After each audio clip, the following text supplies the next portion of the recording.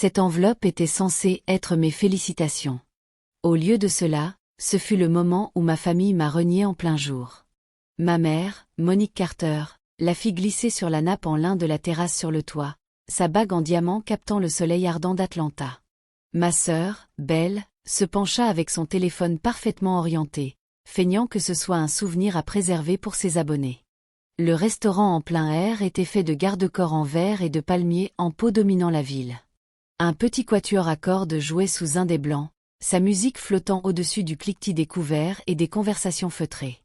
Lorsque l'enveloppe s'arrêta devant mon assiette, même eux hésitèrent une demi-seconde, leurs archettes suspendues au-dessus des cordes. Tout le monde s'attendait à une carte cadeau, peut-être un chèque, quelque chose qui disait « Nous croyons en toi ». À l'intérieur se trouvait un document juridique. Pas d'argent, pas de carte. Une lettre formelle de reniement signée par mes parents et ma sœur. Mon cadeau de diplôme. Mon nom, Jordan Carter, trônait au centre de la page comme un accusé. Le langage était froid et clinique. Nous, sous-signés, renonçons et abandonnons toutes obligations et liens familiaux. Je la lus une fois, puis une seconde fois plus lentement. Mon pouls aurait dû s'emballer. Ma gorge aurait dû brûler. Au lieu de cela, tout devint étrangement clair, comme si quelqu'un avait enfin baissé le volume d'une chanson trop forte depuis des années. Je pliai le papier une fois, puis deux. Pas de larmes, pas de cris, juste le léger grincement de ma chaise lorsque je me levai. Le quatuor reprit sa mélodie. Le soleil éblouissant se refléta sur les lunettes de soleil de ma mère. Le téléphone de Belle était toujours levé, attendant le drame qui n'allait pas venir. Il pensait avoir écrit ma fin sur une simple feuille de papier.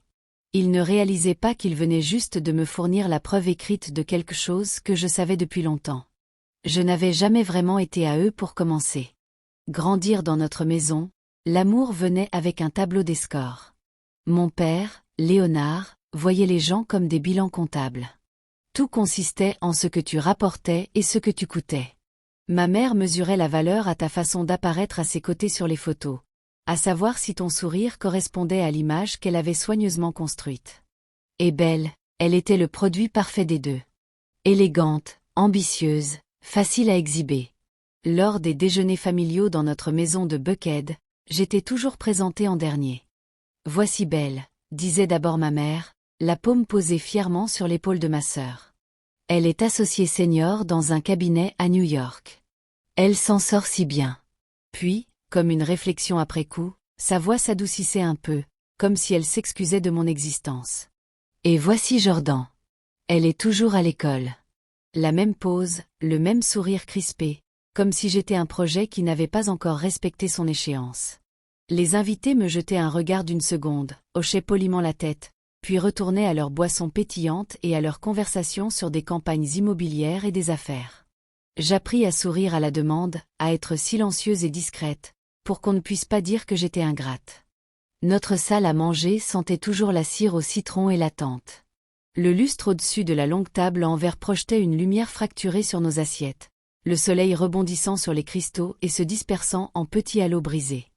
Je les comptais pendant que mon père parlait de marché et de fusion et que ma mère répétait ses remerciements pour les donateurs qui confondaient charité et statut social. Belle évoluait dans ce monde comme si elle était née avec un script. Elle savait quand rire doucement, quand toucher le bras de quelqu'un, quand pencher la tête sous le parfait angle « je vous écoute ». Chaque geste qu'elle faisait attirait plus d'attention, plus d'éloges, plus de preuves qu'elle était exactement ce qu'il voulait. Je l'étudiais comme j'étudiais mes cours. Méticuleusement, analytiquement. Chaque hochement de tête était récompensé. Chaque pose était stratégique. Chaque mot était pesé. Moi, je travaillais dans un café animé près du campus, préparant des lattes glacées et des jus pressés pour des gens qui se moquaient de mon nom de famille. La machine à expresso râlait et sifflait plus fort qu'aucune conversation à la maison. Les gens voulaient simplement leur boisson correcte et leur nom prononcé sans faute. J'aimais ça. C'était simple, honnête. Soit tu réussissais, soit tu échouais. Un dimanche après-midi ensoleillé, après une longue journée de travail, je rentrais à la maison, sentant encore le café et le sirop de caramel. Belle était perchée sur le bar de la cuisine avec son ordinateur portable ouvert, ses ongles tapotant les touches. Mon père se versait un verre de vin rouge, même si le soleil était encore haut et vif à travers les fenêtres. Nous étions justement en train de parler de toi, dit-il, en faisant tourner son verre comme si nous étions dans une salle de réunion, et non dans notre propre cuisine. C'est toujours terrifiant, plaisantai-je, en faisant glisser mon sac de mon épaule. Brielle pense que tu perds ton temps derrière ce comptoir, poursuivit-il. Belle ne leva même pas les yeux. Je n'ai pas dit perdre, répondit-elle légèrement. Ça forge le caractère. Tant que tu n'oublies pas qu'il y a plus que tu pourrais faire. Elle sourit lorsqu'elle leva enfin les yeux, mais le tranchant sous ses mots était bien présent. Je paie mes frais de scolarité, dis-je en haussant les épaules. Cela me semble être quelque chose. Mon père prit une gorgée de vin et secoua la tête. Les diplômes ne paient pas les factures, Jordan. Les chiffres, si. Ne l'oublie pas. Je voulais lui rappeler que je comprenais les chiffres mieux que quiconque dans cette maison.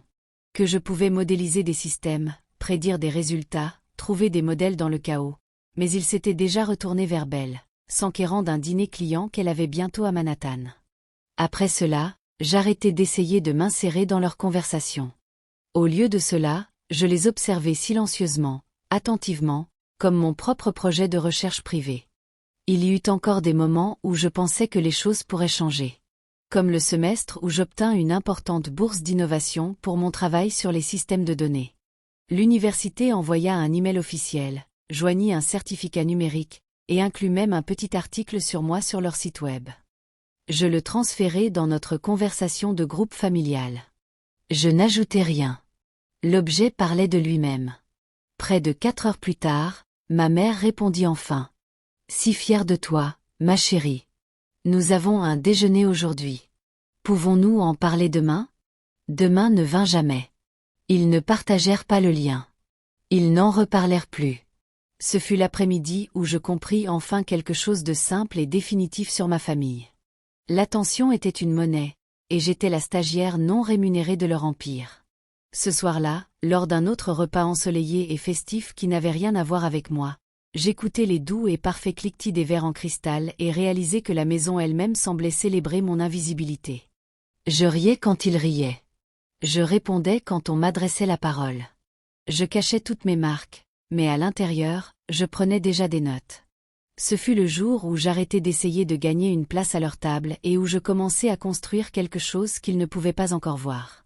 2 semaines avant la remise des diplômes, un message apparut dans la conversation familiale alors que j'étais dehors du café, plissant les yeux sous le soleil d'Atlanta.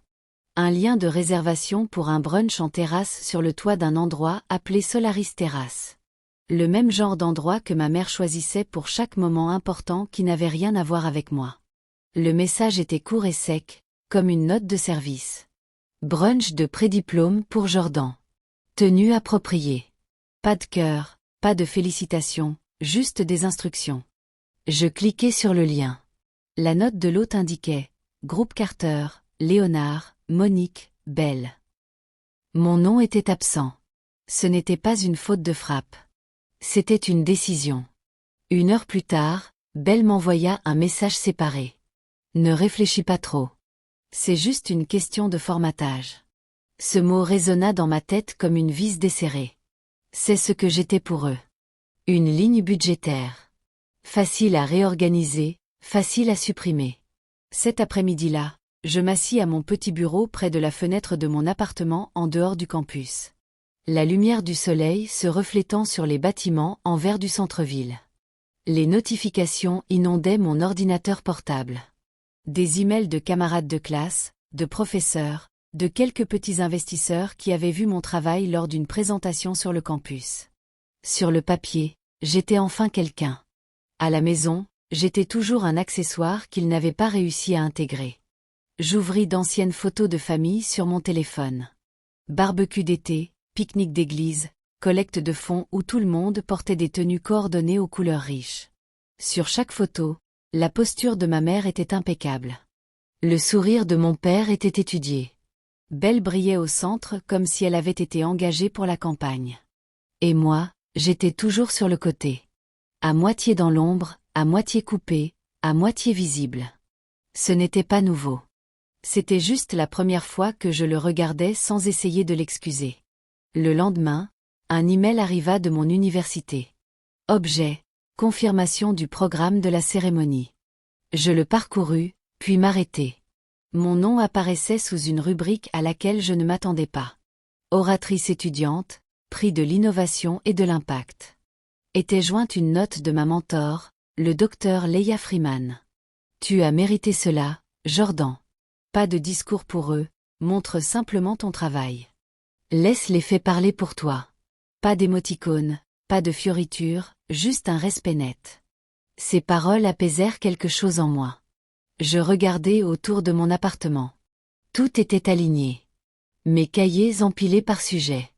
Des onglets de couleurs dépassant comme de petits drapeaux. Mon ordinateur portable centré sur le bureau. Des post-it disposés en grille.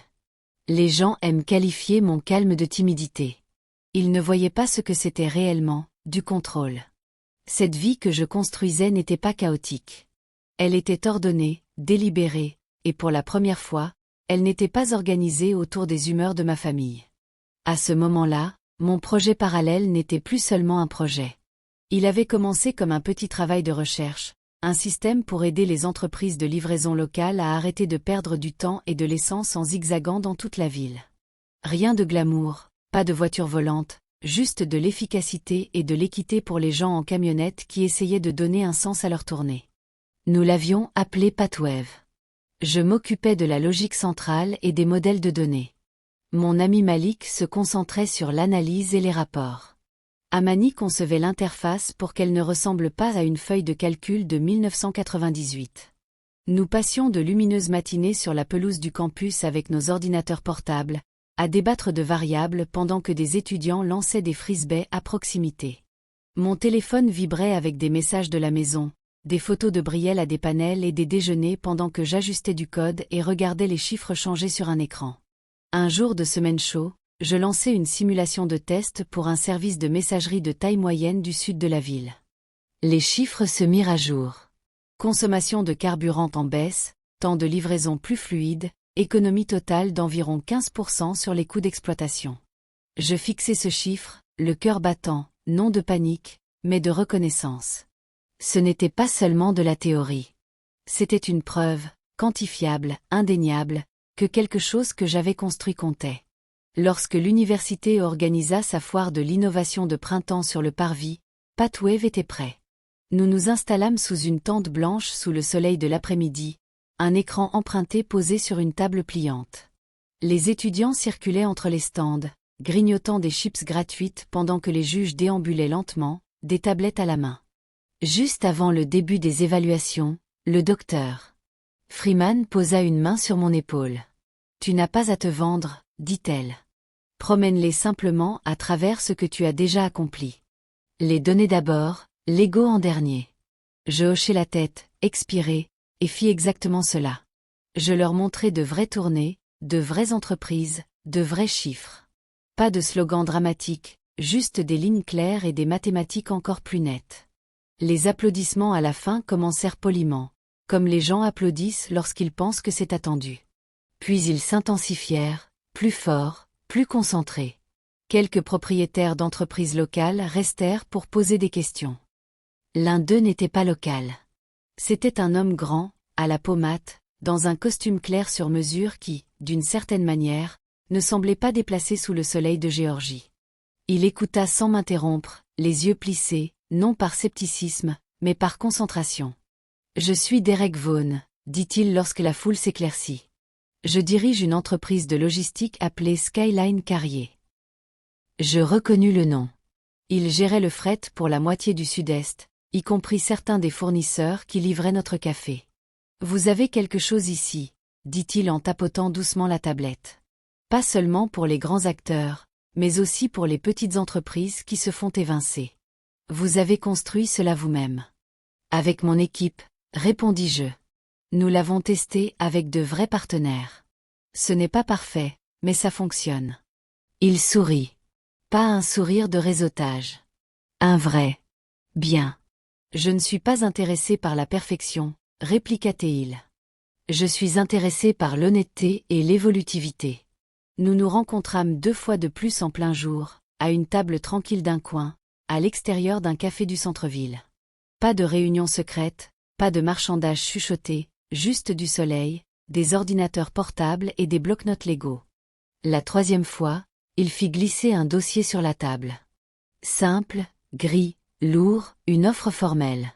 Skyline souhaitait acquérir Pathwave pour 5,8 millions de dollars plus un poste de cadre pour moi après l'obtention de mon diplôme, directrice des systèmes de données, supervisant le déploiement de la plateforme à travers leurs opérations. Je ne signais pas sur le champ. J'emportais les pages chez moi, les étalais soigneusement sur mon bureau et lus chaque ligne. Je posais des questions, demandais des clarifications, renvoyais des modifications. Je ne vendais pas mon âme. Je concédais sous licence mon travail et protégeais les personnes qu'il était censé aider. Lorsque je signai enfin, cela ne ressembla pas à un moment de film. Pas de feu d'artifice, pas de cris, juste une vive lumière d'après-midi coulant sur le papier tandis que mon stylo traçait une ligne lisse et régulière. Pas une victoire, un équilibre. À partir de ce jour, je tins des registres méticuleux, des copies numériques de chaque contrat, des captures d'écran de chaque virement, des sauvegardes de chaque dépôt de brevets et documents de licence, des emails estampillés et stockés sur plusieurs disques durs. Ce n'était pas de la paranoïa, c'était de la documentation. Ma vie avait toujours été enregistrée, mais jamais par moi. Maintenant, c'était moi qui détenais les preuves. L'après-midi où le virement final fut effectué, j'imprimai la lettre de confirmation sur du papier épais. La machine ronronna, puis l'éjecta, propre et chaude. Ce son était meilleur que tous les applaudissements que j'avais jamais entendus à la maison. Curieuse, j'ouvris la conversation familiale que j'avais ignorée. Le dernier message était de ma mère. Une photo de Belle à un événement d'entreprise en terrasse sur le toit. Une coupe de champagne à la main, la ligne d'horizon derrière elle, débordante de fierté. Elle ne cesse de s'élever. Je tapais lentement. Brunch de diplôme confirmé. Je serai là. Pas d'émoticône, pas d'explication. Puis je nettoyai mon petit appartement comme je le faisais toujours avant une étape importante. Bureau rangé, papiers alignés, documents Pathwave empilés à côté du dossier de mon futur diplôme.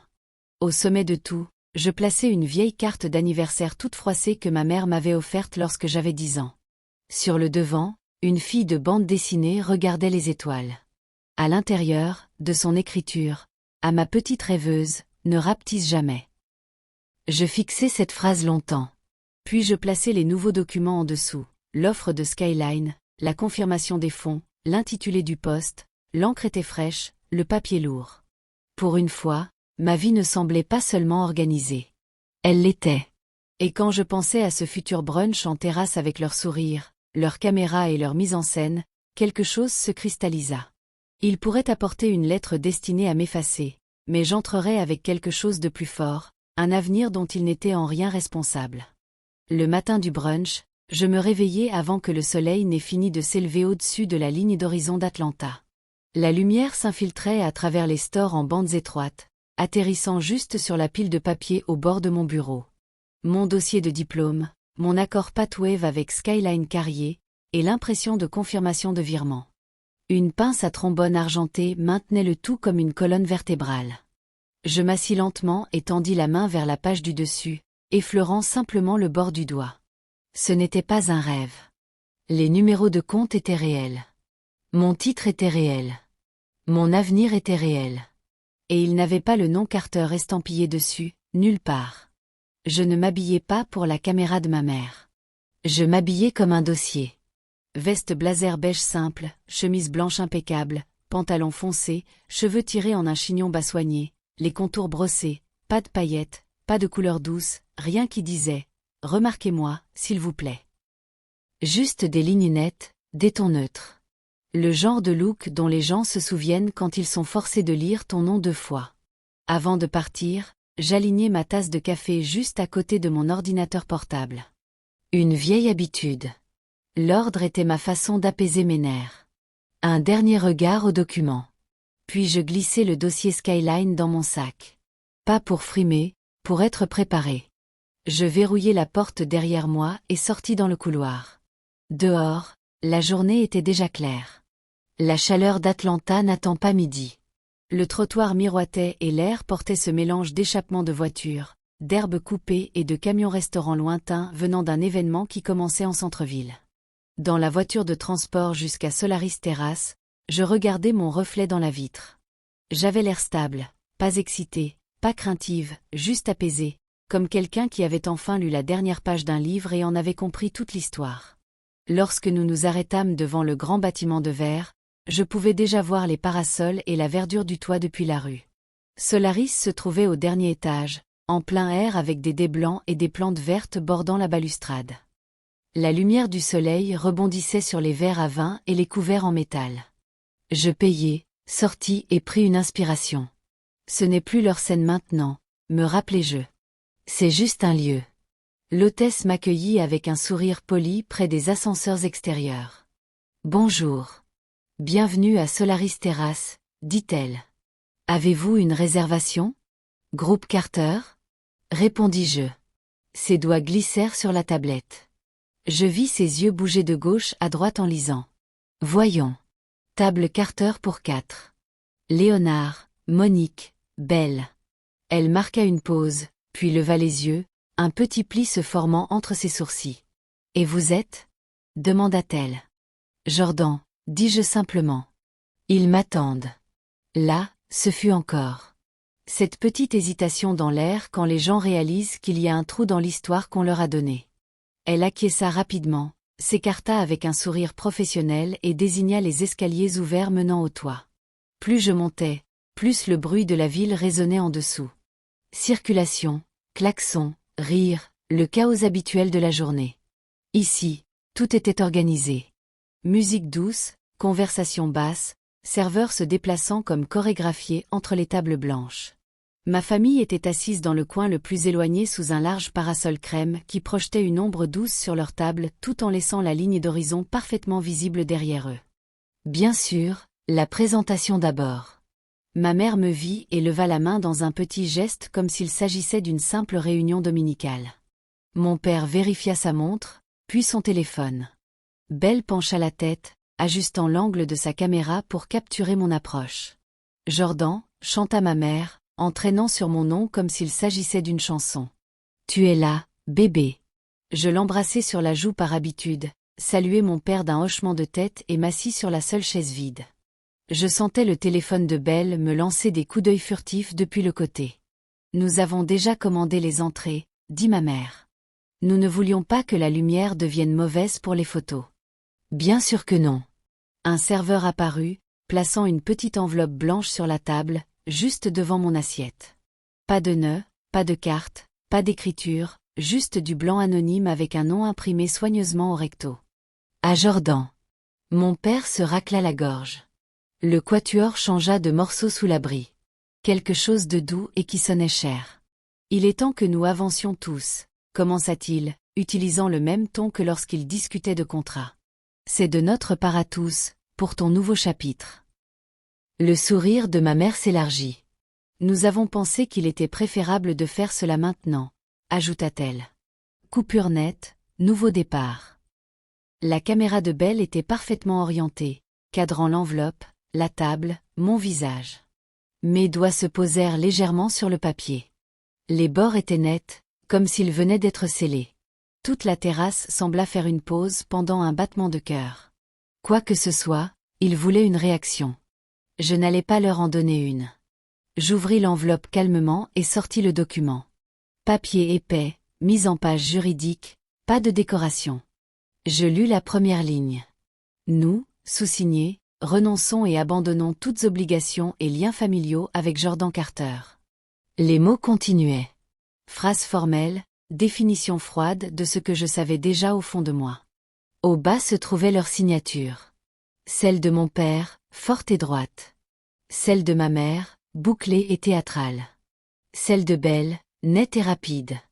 Ils étaient allés voir un avocat. Ils avaient transformé leur indifférence en paperasse. Je ne clignais pas des yeux. Je ne haletais pas. Je ne craquais pas. Je relus la lettre pour en être sûr. Ils ne spéculaient plus sur qui j'étais pour eux. Ils le confirmaient. Je pliai la lettre une fois, puis deux soigneusement. Comme on plie quelque chose qu'on ne prévoit pas de jeter, mais qu'on refuse de laisser nous contrôler. Merci, dis-je. Ma voix était stable, presque douce. Les sourcils de Belle se haussèrent. Le sourire de ma mère tressaillit. Les doigts de mon père se serrèrent autour de son verre d'eau. « Tu nous remercies ?» demanda Belle, en baissant enfin un peu son téléphone. Je la regardai dans les yeux, et pour la première fois depuis des années, ne détournai pas le regard. « Oui, dis-je, pour l'avoir mis par écrit. » L'espace entre nous se décala presque comme si la température chutait. Le soleil brillait toujours, mais la chaleur autour de cette table se refroidit. Ils n'avaient aucune idée que cette lettre n'était pas le seul document sur cette terrasse. Et ils n'avaient aucune idée qu'ils étaient sur le point de voir à quel point leur pouvoir sur moi était devenu faible. Pendant quelques longues secondes, personne ne dit rien. La lumière du soleil frappait maintenant la table sous un angle aigu, faisant briller les assiettes blanches et étinceler les verres d'eau.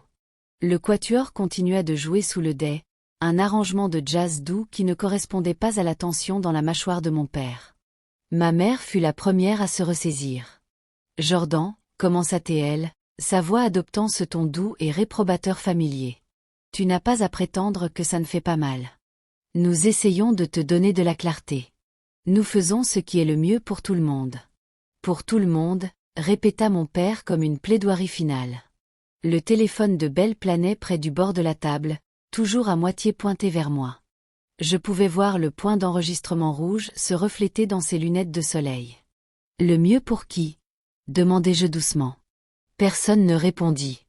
J'aurais pu argumenter. J'aurais pu demander comment une mère peut renoncer à son propre enfant. Comment un père transforme son amour en une clause légale.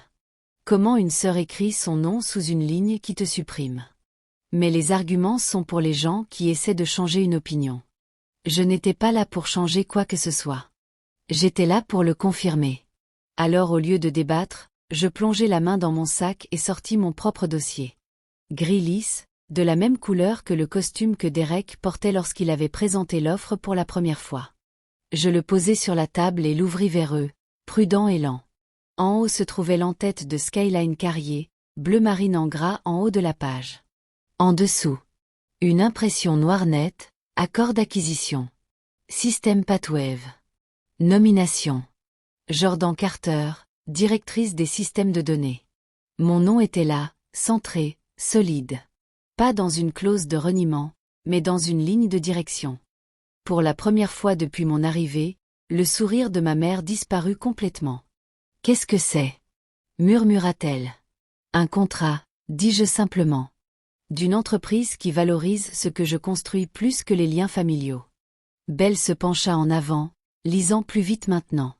Ses lèvres bougèrent silencieusement, attrapant les phrases dans le désordre. « Tu l'as vendu » dit-elle enfin. « Patwave ? Tu l'as vraiment vendu ?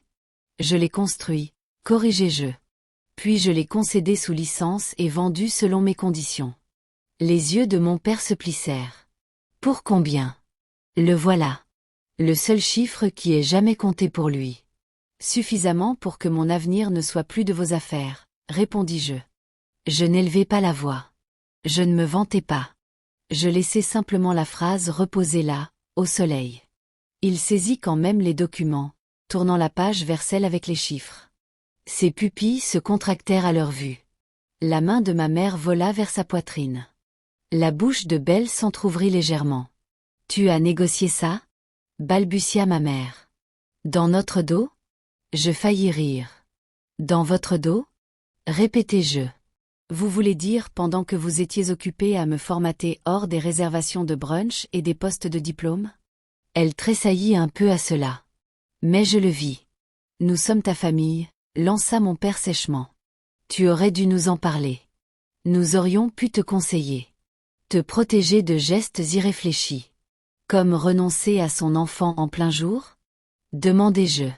Les mots tombèrent entre nous avec plus de poids qu'aucun chiffre sur ce contrat. Je laissai le silence s'étirer. Le vent tira doucement sur le parasol au-dessus de nous. Quelque part à une autre table, quelqu'un rit, inconscient. La ville continua. Personne là-bas ne savait qu'une famille se fracturait sur des papiers légaux et de la fierté sur une terrasse d'Atlanta. « Jordan, cette lettre » commença ma mère, désignant le reniement devant moi. Il s'agissait de limites, pas de rejet. Tu déformes les choses. Non, coupai-je, pas fort mais fermement. Pour une fois, je ne déforme rien. Vous avez payé un avocat pour écrire ce que vous ressentiez. Vous l'avez tous signé. C'est honnête. Je choisis simplement de vous croire. Mon père reposa les pages de Skyline lentement, comme si elles brûlaient le bout de ses doigts. Et maintenant, demanda-t-il. Tu es quoi? Trop prospère pour avoir besoin de nous? J'ai toujours été trop humaine pour que vous me voyiez, répondis-je. Je repris leur lettre, lissant le pli avec mon pouce. L'encre paraissait plus foncée à la lumière du soleil. Officiel et immuable. Vous avez passé toute ma vie à agir comme si j'étais optionnel, dis-je. Maintenant, vous l'avez mis par écrit. C'est de la clarté, et j'apprécie cela, en fait. Belle avala difficilement. Allez, murmura-t-elle. C'est dramatique. Ce n'est qu'un document. Nous sommes toujours une famille. Je terminai pour elle. Vous avez signé un papier disant le contraire. Ses yeux descendirent, puis se détournèrent. Son téléphone, toujours dans sa main, était maintenant orienté vers la table, mais le point rouge avait disparu. L'enregistrement s'était arrêté en cours de route. Je ne vais pas vous supplier de le désigner, continuai-je. Vous vouliez de la distance. Vous l'avez. Légalement, émotionnellement, tout. La voix de ma mère s'effilocha au bord. Nous essayons de te motiver, de t'éloigner de ce café, des petites ambitions. Nous ne savions pas que tu étais digne, demandai-je doucement. Rentable? Réel? Choisis un mot. Silence à nouveau. Le serveur s'approcha avec prudence, un plateau de thé glacé à la main, lisant l'attention comme une prévision météo. Mon père l'écarta d'un geste sans lever les yeux. Je posai leurs lettres sur la table, puis plaçai mon contrat Skyline dessus pendant un bref instant. 2 morceaux de papier, 2 récits. L'un disait que je n'étais plus à eux. L'autre disait que j'étais enfin à moi. Puis je les séparai. Je pliai soigneusement leurs lettres de reniement et la glissai dans mon sac. Vous n'en voulez pas? Demandai-je. Vous avez pris la peine de la rédiger. La mâchoire de mon père se serra. Qu'est-ce que nous ferions de ça, Jordan? Je me levai, lissant le devant de ma veste. Exactement, dis-je. Ce n'est plus pour vous. C'est pour moi. Une preuve. La main de ma mère s'agitait vers moi. Jordan, assieds-toi. Nous pouvons en parler, bébé. Nous aurions pu en parler il y a des années, répondis-je. Mais vous préférez le son de vos propres récits. Je repoussai ma chaise sous la table. Le soleil frappa mon visage lorsque je sortis de sous le parasol, chaud et aveuglant. Pendant un battement de cœur, je les vis tous les 3 comme un étranger l'aurait fait. Un couple élégant et leur fille aînée accomplie, tous bien habillés, assis à une belle table par un jour parfait. Personne ne pouvait voir la place vide qui venait de devenir permanente. Vous vouliez tous une page blanche, dis-je, les regardant une dernière fois. Félicitations, vous l'avez. Souvenez-vous simplement, vous avez signé en premier. Et sur ces mots, je me retournai et partis. La musique du quatuor me poursuivant jusqu'au bord de la terrasse, la ville grondant doucement en dessous. Je ne me retournai pas. Je ne me pressai pas en quittant Solaris Terrace. Je descendis les escaliers ensoleillés, passai devant le bar avec ses carafes d'eau citronnée, traversai le hall qui sentait légèrement l'eucalyptus, et sortis sur le trottoir bruyant et lumineux d'Atlanta, où la vie ne faisait pas pause simplement parce qu'une famille s'était déchirée au-dessus. Mes talons claquèrent sur le trottoir, se fondant dans les bruits de la circulation. Chaque pas semblait plus léger, comme si cette enveloppe avait porté un poids que je n'avais jamais accepté de porter. Au moment où j'atteignis la rue principale, le toit de Solaris n'était qu'une ligne de plus dans l'horizon. Ils étaient là-haut, 3 silhouettes sous un parasol crème, en train de digérer le fait que la fille à laquelle ils avaient renoncé arrivait avec ses propres documents. On ne peut pas couper les ponts avec quelqu'un qui est déjà passé à autre chose. Lorsque j'atteignis mon appartement, le soleil avait changé de position, projetant des carrés de lumière chaude sur le sol en bois. Je posai mon sac sur le comptoir et sortis la lettre de reniement. Elle semblait petite, pathétique, même, juste un morceau de papier prétendant être du pouvoir. À côté, je plaçai l'offre de Skyline, épaisse, gaufrée, finalisée, 2 versions de mon nom. L'une qu'ils avaient effacée, l'autre qu'ils ne pourraient toucher même en essayant. Je me préparai un café. Versement lent, gouttes régulières. Ma version d'un rituel d'ancrage. La tasse cliqueta doucement contre la table. Ce son familier ressemblait à un pouls retrouvant son rythme. Je ne relus pas leurs lettres. J'en avais mémorisé la seule partie importante. Ils avaient choisi la distance. J'avais choisi la documentation. Maintenant, les deux étaient complètes. Mon téléphone vibra une fois. Un message de Belle. Ce n'est pas ce que nous voulions dire. On peut parler? Je fixai le message jusqu'à ce que les bulles de saisie apparaissent. Disparurent. Réapparurent. Puis je plaçai le téléphone face contre la table. Tout ce qui fait écho ne mérite pas une réponse. Certains mots sont destinés à se dissoudre dans l'espace qui les a créés. Dehors, la ville glissait vers le début de soirée. Des enfants jouaient au basket dans le parc de l'autre côté de la rue. Des camionnettes de livraison passaient en grondant. Leur planification de tournée fonctionnait maintenant plus facilement grâce à Pathwave. Des joggeurs passaient avec des écouteurs. Le monde continuait. J'ouvris ma fenêtre et laissai l'air tiède de fin de journée entrer. Dans le reflet sur la vitre, je me vis clairement pour la première fois. Une femme sans excuse dans sa posture. Pas de désespoir dans ses yeux. Pas besoin d'une validation estampillée par un nom de famille. Juste moi, Jordan.